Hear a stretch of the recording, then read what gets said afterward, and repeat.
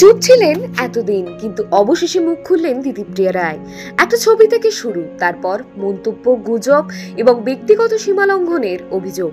Social মিডিয়ায় বিস্ফোরক পোস্টে অভিনেত্রী যা লিখেছেন তাতে স্পষ্ট সবকিছুই আর আগের মতো নেই।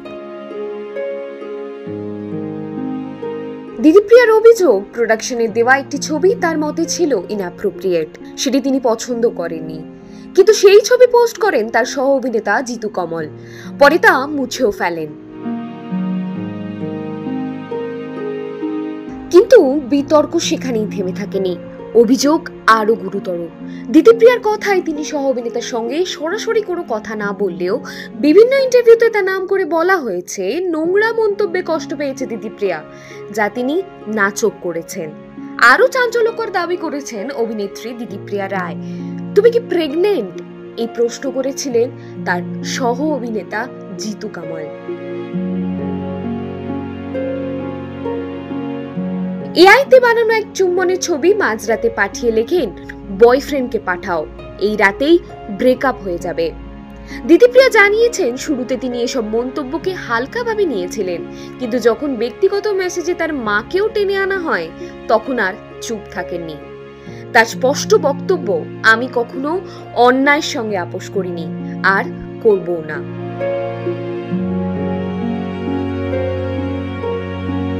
চিরদিনই তুমি যে আমার ধারাবাহিকে দিতিপ্রিয়া রায় ও জিতু কমল একসাথে কাজ করছেন, কিন্তু শুটিং ফ্লোরে নাকি একসময় শুরু হয় অস্বস্তিকর পরিস্থিতি।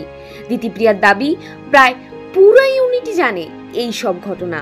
তিনি লিখেছেন, যাকে আমি সম্মান করি তাকে সব জায়গায় একইভাবে সম্মান করি, ক্যামেরার সামনে এক এবং পিছনে আর এক, এই দ্বিচারিতা আমার নয়।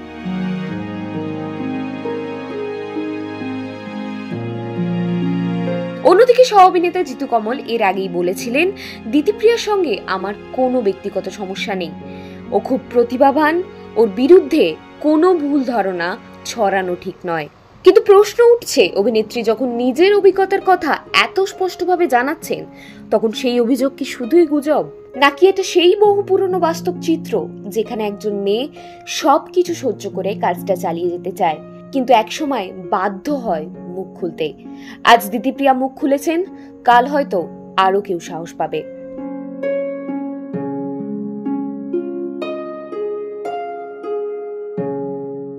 টলিউডের latest update, gossip and entertainment পেতে সাবস্ক্রাইব করুন শুধুমাত্র সিটি সিনেমা, আর ফলো করুন সিটি সিনেমার Instagram, Facebook, Twitter and ShareChat page.